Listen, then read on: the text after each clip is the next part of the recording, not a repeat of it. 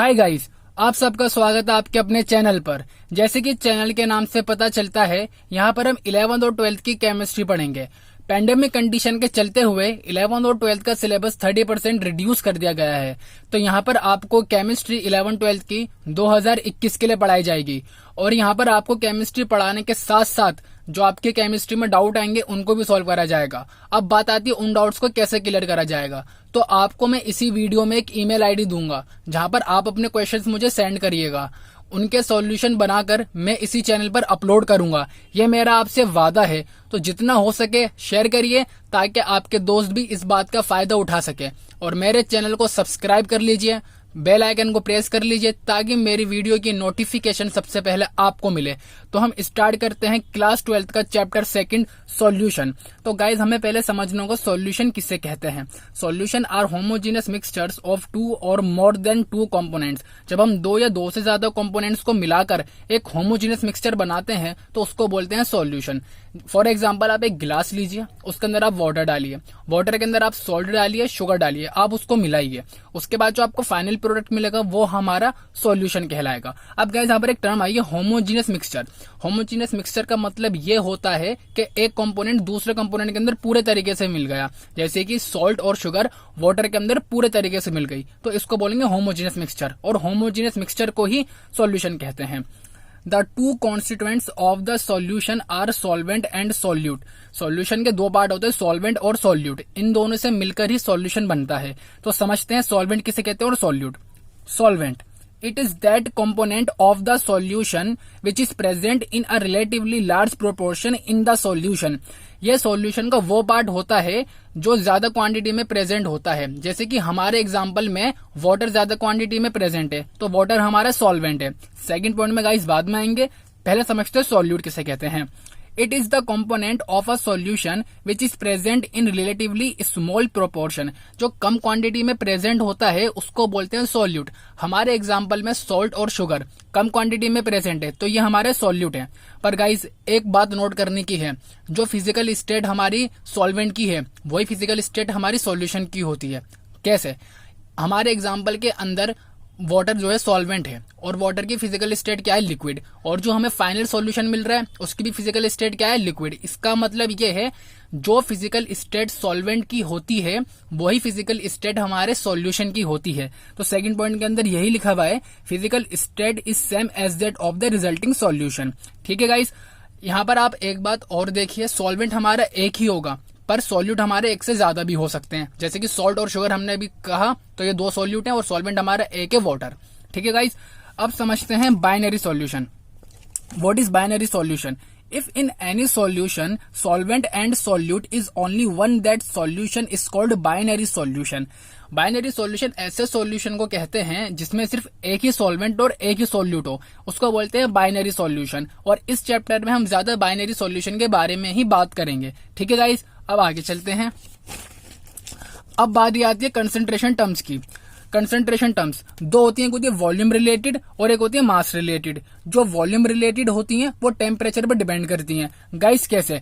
मान लीजिए एक कमरा है, वहां पर 18 डिग्री सेल्सियस है और कमरे के बाहर 40 डिग्री सेल्सियस है। आप कोई चीज कमरे के बाहर से अंदर लाते हो तो टेम्परेचर कम होने की वजह से वो चीज सिकुड़ जाएगी, उसकी वॉल्यूम कम हो जाएगी। तभी जो वॉल्यूम रिलेटेड होती है कंसंट्रेशन टर्म्स वो टेम्परेचर पर डिपेंड करती हैं। और ये 4 होती हैं, volume percentage, mass by volume percentage, molarity, normality. और जो हमारी मास रिलेटेड होती हैं वो टेम्परेचर इंडिपेंडेंट होती है। आप कोई चीज कमरे के बाहर से अंदर लेकर जाओ या अंदर से बाहर, उसकी वॉल्यूम बढ़े या घटे, मास तो उतना ही रहना है। तभी जो मास रिलेटेड कंसंट्रेशन टर्म्स होती हैं वो टेम्परेचर पे डिपेंड नहीं करती गाइस। और ये भी 4 होती हैं, mass percentage, mole fraction, molality, parts पर मिलियन। अब समझते हैं guys volume related. Volume related में फर्स्ट वाला हमारा है वॉल्यूम परसेंटेज। वॉल्यूम परसेंटेज इसको V/V से डिनोट करते हैं। अगर किसी कंपोनेंट की हमें वॉल्यूम परसेंटेज निकालनी है तो कैसे निकालेंगे? Volume percentage of a component is equals to volume of the component in ml upon total volume of solution in ml into 100। For example 10% V/V CO2 solution. इसका मतलब गाइज ये है 10 ml of CO2 dissolved in 100 ml of solution। Guys यहाँ पर बात आ रही है CO2 solution. Solution के अंदर दो चीजें होती हैं, सॉल्वेंट और सॉल्यूट। जो हमारे यहाँ पे CO2 दे रखा है ये हमारा सॉल्यूट है, तो सॉल्वेंट हमारे क्या है गाइस, वाटर। ठीक है गाइस, अगर मान लीजिए 25% V/V CO2 सॉल्यूशन लिखा हुआ होता क्वेश्चन के अंदर, तो इसका मतलब यह था कि 25 ml of CO2 dissolved in 100 ml of solution. अब पढ़ते second, mass by volume percentage, जिसको W/V से डिनोट करते हैं। और मास बाय वॉल्यूम परसेंटेज निकालने का फॉर्मूला होता है mass of solute in gram upon volume of solution in ml into 100। For example question के अंदर कुछ ऐसे गिवन होगा 15% W/V H2SO4 सॉल्यूशन। इसका मतलब guys 15 gram of H2SO4 dissolved in 100 ml of solution. अगर यहाँ पर मान लीजिए 25 होता है या 30, मान लीजिए 30% W/V H2SO4 सॉल्यूशन होता, तो इसका मतलब ये था कि 30 gram of H2SO4 dissolved in 100 ml of solution. और गाइज यहाँ पर अगेन जो हमारा H2SO4 है वो क्या है, सॉल्यूट, और सॉल्वेंट हमारे क्या है, वाटर, तभी सॉल्यूशन मिलता है हमें। ठीक है गाइज, क्वेश्चन के अंदर ऐसा आएगा तो आप आगे समझेंगे, आगे क्वेश्चन करेंगे तो समझ में आएगा आपके। अब चलते हैं आगे। अब बारी है मोलैरिटी। मोलैरिटी को कैपिटल M से डिनोट करते हैं। It is defined as number of moles of solute dissolved in 1 litre of solution. 1 litre solution में कितने नंबर ऑफ मोल्स सॉल्यूट के डिसॉल्व कर रहा है उसको बोलते हैं मोलैरिटी। मोलैरिटी फाइंड करने का फॉर्मूला क्या होता है, moles of solute upon volume of solution in litre. अगर मान लीजिए जो सॉल्यूशन की वॉल्यूम है वो ml में दे रखी है तो इसको 1000 से मल्टीप्लाई कर देंगे। और मोल निकालने का फॉर्मूला क्या होता है, mole is equals to given mass upon molecular mass. Okay, अब गाइस बात करते हैं नॉर्मेलिटी की। अब हमें नॉर्मेलिटी निकालने का फॉर्मूला क्या होता है, n फैक्टर इंटू मोलैरिटी। अब यहाँ पर n फैक्टर कैसे निकालते हैं वो सीखते हैं। How to find n factor for acid solution. Acid solution के लिए कैसे n फैक्टर फाइंड करेंगे, n factor is number of H+ provided by formula of acid. जो एसिड जितने H+ प्रोवाइड करवाएगा उसका n फैक्टर उतना होगा। जैसे कि HCl एक H+ प्रोवाइड करवाएगा तो उसका n फैक्टर 1 होगा। H2SO4 2 H+ प्रोवाइड करवाएगा तो इसका n फैक्टर 2 होगा। अब ऐसे ही यहाँ पे लिखा हुआ है how to find n factor for basic solution. Basic solution के लिए n फैक्टर कैसे फाइंड करेंगे, n factor is number of OH- provided by formula of base. मतलब जो बेस जितने OH- प्रोवाइड करवाएगी उसका n फैक्टर उतना ही होगा। जैसे कि NaOH एक OH- प्रोवाइड करवाएगी तो यहाँ पर n फैक्टर 1 होगा। CaOH2 2 H- प्रोवाइड करवाएगा तो यहाँ पर n फैक्टर 2 होगा। ठीक है गाइस, अब आगे चलते हैं। अब पढ़ते हैं मास रिलेटेड। जो हमारा मास रिलेटेड में फर्स्ट था मास परसेंटेज, इसको W/W से डिनोट करते हैं। अगर मुझे किसी कंपोनेंट की मास परसेंटेज निकालनी तो कैसे निकालेंगे guys, mass percentage of a component is equals to mass of component in gram upon total mass of solution in gram into 100। अब मान लीजिए क्वेश्चन के अंदर कुछ ऐसे गिवन होगा गाइस 25% W/W H3PO4 सॉल्यूशन। इसका मतलब 25 gram of H3PO4 dissolved in 100 gram of solution. Guys again यहाँ पर जो H3PO4 है वो हमारा सॉल्यूट है और सॉल्वेंट हमारे क्या है, वाटर। ठीक है गाइज, अब बात करते हैं मोल फ्रैक्शन की। जो मोल फ्रैक्शन है इसको इस सिंबल से डिनोट करते हैं और इसको साई बोलते हैं। अगर मुझे किसी भी कंपोनेंट का मोल फ्रैक्शन निकालना है तो उसका फॉर्मूला क्या होता है, mole fraction of a component is equals to number of moles of component upon total number of moles of all components. मतलब मुझे जिसका मोल फ्रैक्शन निकालना है उसके नंबर ऑफ मोल्स अपॉन उस सॉल्यूशन में कितने कंपोनेंट है उन सबके नंबर ऑफ मोल्स का समेशन।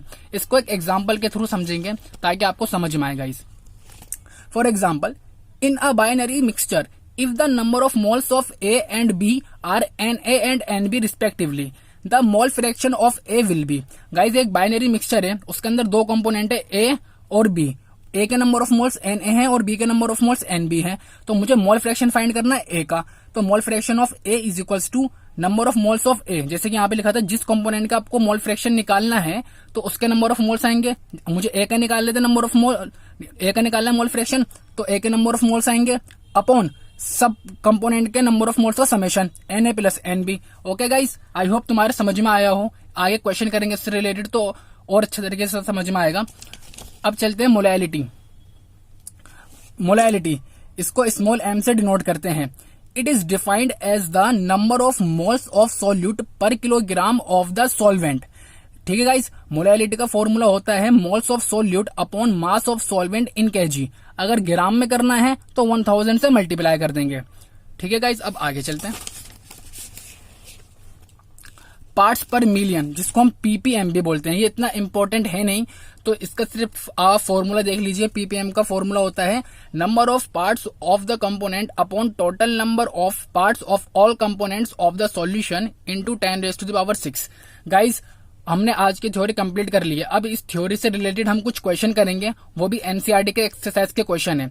तो आपको फिजिकल केमिस्ट्री के न्यूमेरिकल करने का आसान तरीका ये होता है, पहले आप क्वेश्चन पढ़िए, उसके बाद जो गिवन है वो लिखिए, और जो फाइंड करना है उससे रिलेटेड फॉर्मूले आप अपने माइंड में सोचिए या फिर रफ में लिखिए। तो आप हो सके वीडियो को पॉज करिए और इसको सॉल्व करने की कोशिश करिए। ठीक है गाइस, मैं करवाता हूँ। Calculate the mole fraction of ethylene glycol in a solution containing 20% of ethylene glycol by mass. Guys, मुझे मोल फ्रैक्शन फाइंड करना है इथाइलिन ग्लाइकोल का, जो हमने पीछे फॉर्मूला भी देखा है मोल फ्रैक्शन का, और मुझे ये भी गिवन है कि 20% of ethylene glycol by mass, जो हमने मास रिलेटेड में फर्स्ट वाला पढ़ा था, मास परसेंटेज, जिसको W/W से डिनोट करते हैं, ये वही है गाइज। ठीक है, 20% ऑफ C2H6O2 बाय मास, इसका मतलब 20 gram of C2H6O2 dissolve in 100 gram of solution. Okay guys, जैसे कि मैंने आपको बताया था कि यहाँ पर ये हमारे क्या है, सोल्यूट, तो सॉल्वेंट हमारे क्या होगा, वाटर। तो solution is equals to solute plus solvent. Solvent हमारा वाटर है, तो वाटर का मास कितना होगा, 80 ग्राम, हमने फाइंड कर लिया यहाँ पर। ओके गाइस, अब मुझे C2H6O2 का मॉलिक्यूलर मास फाइंड करना है। आपने सीखा होगा, ये 11th क्लास में मोल कंसेप्ट में सिखाते हैं मोलर मास निकालना। तो आप यहाँ पर सॉल्व करेंगे तो आपका मोलर मास निकालना आ जाएगा, आप इसको देख लीजिएगा। ठीक है, उसके बाद आप मोल्स निकालेंगे C2H6O2 का। तो मोल्स कैसे निकालेंगे, गिवन मास अपॉन मॉलिक्यूलर मास। गिवन मास C2H6O2 का कितना है, 20 अपॉन मॉलिक्यूलर मास जो हमने अभी निकाला है, तो इसके मोल आ जाएंगे 0.322 मोल। अब ऐसे ही वाटर के मोल निकालेंगे, गिवन मास अपॉन मॉलिक्यूलर मास। गिवन मास हमने अभी फाइंड करा 80 आया, मॉलिक्यूलर मास इसका 18 होता है, तो हमें इसके मोल्स मिल जाएंगे 4.444 मोल। ओके गाइज, अब मुझे मोल फ्रैक्शन किसका निकालना है, इथाइलिन ग्लाइकोल का। तो कैसे फाइंड करेंगे, मोल fraction of ethylene glycol is equals two moles of ethylene glycol upon moles of ethylene glycol plus moles of water. हमने सबके मोल्स निकाले इन दोनों के, आप इसको सॉल्व कर दीजिए, आपका फाइनल आंसर आएगा 0.068। ओके गाइस, जैसे कि गाइस मैंने आपसे कहा था कि मैं आपको इस वीडियो में एक ईमेल आईडी दूंगा, जहां पर आप अपने क्वेश्चंस मुझे सेंड करिएगा, फिर उनका सॉल्यूशन बनाकर मैं इसी चैनल पर अपलोड करूंगा। तो वो ईमेल आईडी है khanclasses7@gmail.com। गाइस, स्पेस बिल्कुल नहीं है, सब स्मॉल में लिखा हुआ है। तो अब हम करते हैं नेक्स्ट क्वेश्चन, एक्सरसाइज, ये एग्जांपल है 2.2। Example 2.2, calculate the molarity of a solution containing 5 gram of NaOH in 450 ml solution. Okay guys, यहाँ पर मुझे मोलैरिटी फाइंड करनी है। तो सबसे पहले हम माइंड में सोचते हैं कि मोलैरिटी का फाइंड करने का फॉर्मूला क्या होता है। मोलैरिटी का फॉर्मूला क्या होता है, moles of solute upon volume of solution in litre और ml और मिलीलीटर। ओके गाइस, तो अब मुझे पहले मोल्स फाइंड करने होंगे सॉल्यूट के। सॉल्यूट मेरे क्या है, NaOH। तो मोल्स कैसे फाइंड करेंगे, गिवन मास अपॉन मॉलिक्यूलर मास। गिवन मास 5 ग्राम दे रखा है, मॉलिक्यूलर मास हम निकाल लेंगे, तो यहाँ से 0.125 मोल आएगा। Molarity is equals two moles of solute, जो हमने अभी निकाले। वॉल्यूम ऑफ सॉल्यूशन 450 ml दे रखी है, तो लीटर में करने के लिए 1000 से मल्टीप्लाई कर दिया, और यहाँ पर इसका फाइनल आंसर आएगा 0.278 मोलैरिटी। मोलैरिटी को कैपिटल M से डिनोट करते हैं ताकि पता चले हमने मोलैरिटी निकाली है। अब करते हैं last question guys, example 2.3, calculate molarity of 2.5 gram of ethanoic acid in 75 gram of benzene. Guys, molarity find करनी है, तो मोलैरिटी फाइंड करने का फॉर्मूला क्या होता है, molarity is equals two moles of solute upon mass of solvent in KG और ग्राम जो भी है। ओके गाइज, तो पहले हम मोल्स फाइंड करेंगे किसके, सॉल्यूट के। तो गाइज यहाँ पे सॉल्यूट क्या है, इथेनोइक एसिड और बेंजीन। मैंने आपको पहले बताया था सॉल्यूट क्या होता है, जो कम क्वांटिटी में प्रेजेंट हो। कम क्वांटिटी में प्रेजेंट कौन है, इथेनोइक एसिड 2.5 ग्राम। ओके, तो इसका हम मोल्स फाइंड करेंगे इथेनोइक एसिड का, गिवन मास अपॉन मॉलिक्यूलर मास। इथेनोइक एसिड को CH3COOH बोलते हैं और C2H4O2 भी। ओके गाइस, तो इसका आ जाएगा आंसर 0.0417 मोल। अब मोलैरिटी फाइंड करेंगे, molarity is equals two moles of solute जो हमने अभी निकाला है अपॉन मास ऑफ सॉल्वेंट हमें दे रखा है, ग्राम में दे रखा है, तो 1000 से मल्टीप्लाई करेंगे और फाइनल आंसर हमारा आएगा 0.556 मोलैलिटी। स्मॉल एम से डिनोट करते हैं मोलैलिटी को। ओके गाइस, तो यहाँ पर हमारा आज का लेक्चर हुआ कंप्लीट। आगे का हम नेक्स्ट वीडियो में पढ़ेंगे। तो जितना हो सके शेयर करिए और आपके जो डाउट्स आते हैं मुझे सेंड करिए, मैं उनके सॉल्यूशन बनाकर इसी चैनल पर अपलोड करूंगा गाइज। ये मेरा आपसे वादा है, बने रहिए मेरे साथ। और हाँ, मेरे इस चैनल पर वीडियोस रोज आएंगी, तो बने रहिए मेरे साथ। मिलते हैं नेक्स्ट वीडियो में, तब तक के लिए गाइज बाय।